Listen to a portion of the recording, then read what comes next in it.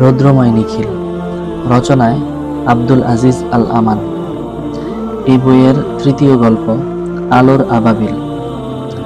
পলকা ডালে গান গাওয়া পাখি এসে বসলে সারা গাছটাই নড়ে ওঠে। সামনের দিকে একক্ষেপ দৃষ্টিপাত করে চিন্তার শিহরণে পুরো দেহটাই নড়ে উঠল হযরত উমরের। হযরত উমর রাদিয়াল্লাহু আনহু দেখলেন পরনের তহবনে অসংখ্য সেলাই, ঝুলওয়ালা পিরহানে বিরামহীন তালি, বহু মেরামতে জীর্ণ জুতো, অথচ মানুষটি চলছেন ঋজু হয়ে, দ্রুত, শুধু ঘাড়টা সামনের দিকে ঈষৎ নোয়ানো। ছিন্ন জামা কাপড়ের ভিতর থেকে পুঞ্জ পুঞ্জ মেঘের আড়াল হতে বৃষ্টি ধোয়া জ্যোৎস্নার মতো স্নিগ্ধ জ্যোতি দৃষ্টিতে কোনো দুর্লোকের আভাস এনে দিচ্ছে। দুটি লোভাতুর দৃষ্টি ক্রমাগত লেহন ভোগ আর আবিষ্ট হয়ে পড়ছে। পিছনে হযরত উমর রাদিয়াল্লাহু আনহু, সামনে রাসূলুল্লাহ সাল্লাল্লাহু আলাইহি ওয়াসাল্লাম। সামনের মানুষটির দিকে তাকিয়ে অবাক হন উমর। ভেবে কোনো কুল কিনারা পান না। মানুষ, অথচ যেন মানুষের অধিক। না দেখা সৌরভের মতো পুরুকে ছড়িয়ে আমাদের মনকে কোথায় নিয়ে যান।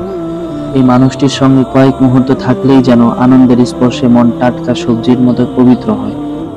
একটা বেহেশতি আঞ্জাম যেন ঘিরে রয়েছে সবসময়। চাঁদের আলোয় সবকিছু স্পষ্ট হয়ে ওঠার মতো অনুভব করা যায়, উপলব্ধি করা যায়, অথচ সেই উচ্চতায় পৌঁছানো যায় না কখনো। ইয়ামান থেকে সিরিয়া, সুবিশাল ভূভাগ যার করতলগত।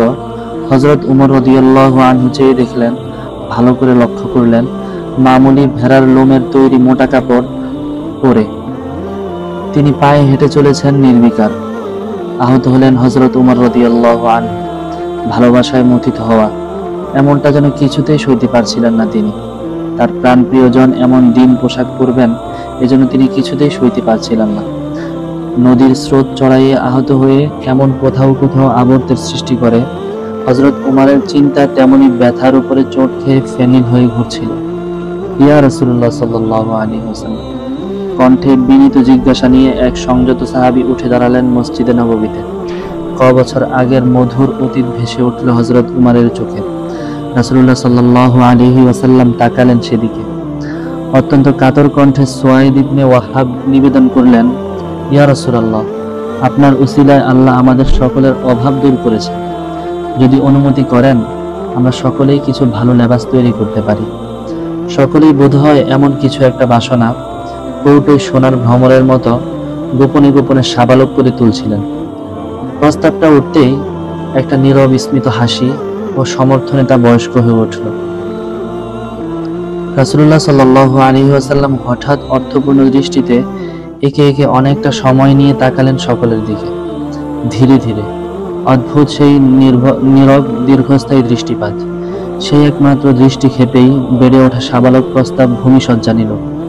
অর্থপূর্ণ হাসি এখন বোকা বোকা আর বোকামির চিহ্ন হয়ে ঠোঁটে জড়িয়ে রইল কারো কারো। সবকিছু তছনছ করে সেই দৃষ্টি কথা কয়ে উঠল। জাহিলিয়াত যুগের নিরক্ষর শূন্যতা ভরাট করে উচ্চারিত হলো, ক্ষমতা থাকা সত্ত্বেও যে ব্যক্তি সুন্দর পোশাক, মূল্যবান লেবাস পরিধান ত্যাগ করে, আল্লাহ তাকে কিয়ামতের দিনে সম্মানের পোশাক পরাবেন। এ উত্তর সেদিন সকলকে নির্বাক করে দিয়েছিল, ভাবিয়েছিল। এই অভ্রান্ত উচ্চারণ সাহাবীদের জীবন এনে দিয়েছিল, গর্ব এনেছিল।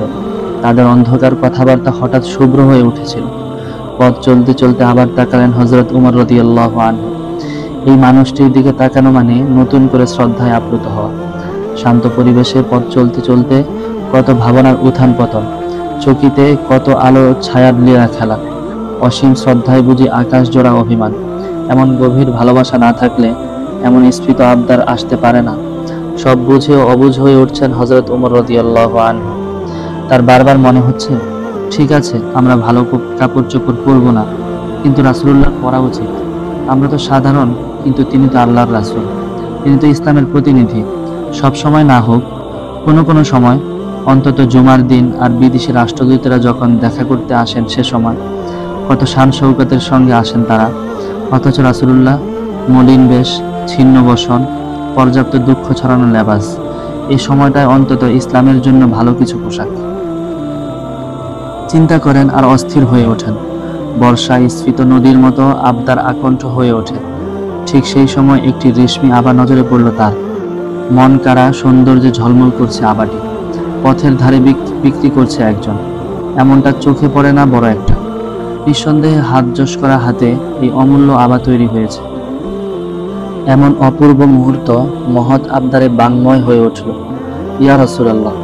হযরত মুহাম্মদ সাল্লাল্লাহু আলাইহি ওয়াসাল্লাম থামলেন, পিছন ফিরে তাকালেন। অভিমানের উদ্দামতায় ক্রমাগত ঠোঁট কাঁপছিল উমারের।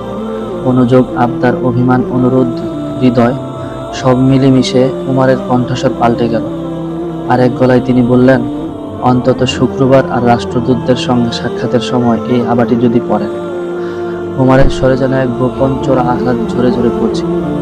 সেই ব্যক্তিত্বপূর্ণ অদ্ভুত নীরব দৃষ্টিপাত করলেন রাসূলুল্লাহ সাল্লাল্লাহু আলাইহি ওয়াসাল্লাম। তাকালেন হযরত উমর রাদিয়াল্লাহু আনহু সেই উজ্জ্বল মুখের দিকে। তার এলোমেলো চিন্তারা আর ফেনিল আবদার মোটমাট হয়ে এলো। রাসূলুল্লাহ সাল্লাল্লাহু আলাইহি ওয়াসাল্লাম বললেন, উমার, এই আড়ম্বরপূর্ণ পোশাক কেবল তারাই পরতে পারে আখিরাতে যাদের কোনো অংশ নেই। তার স্বরে কোনো প্রশ্রয় ছিল না। সুতরাং এই কথাগুলি আর আলগোছে আলনায় ঝুলতে থাকলো না। পাট করা পাটক কাপড়ের মতো আত্মার সিন্ধুকে জমা পড়ল। হযরত উমর রাদিয়াল্লাহু আনহু মহাবিষ্টের মতো আবার তাকালেন রাসূলুল্লাহ সাল্লাল্লাহু আলাইহি ওয়াসাল্লামের দিকে। তার চেহারায়, তার লেবাসে যেন অপার্থিব ছোঁয়া, তার কথায় যেন অনন্ত লোকের গুঞ্জন, যা মাটির আদমকে হঠাৎ করে কোথায় উড়িয়ে নিয়ে যায়। রাসূলুল্লাহ সাল্লাল্লাহু আলাইহি ওয়াসাল্লামের কথায় জ্যোতি ছিল, আর সেই জ্যোতিতে হযরত উমারের আবদার উলঙ্গ হয়ে গেল। উমর রাদিয়াল্লাহু আনহু তার স্বরূপ আর কোণাষ্ঠে বোধের মুখোমুখি দাঁড়ালেন। বাস্তবের মাটিতে দাঁড়িয়ে যে বোধকে অত্যন্ত প্রখর আর অপরিহার্য মনে হয়েছিল, অন্তরে মুখ ফিরিয়ে তাদের কোনো অস্তিত্বই খুঁজে পেলেন না তিনি। রাসূলুল্লাহর দিকে আবার তাকালেন হযরত উমর রাদিয়াল্লাহু আনহু, আবার বারবার। তার গাম্ভীর্য আর বিরাটত্ব উমারকে আশ্চর্যভাবে একা করছিল, নিঃশব্দ করছিল। সেই নিঃশব্দ একা উমার আবার রাসূলুল্লাহ সাল্লাল্লাহু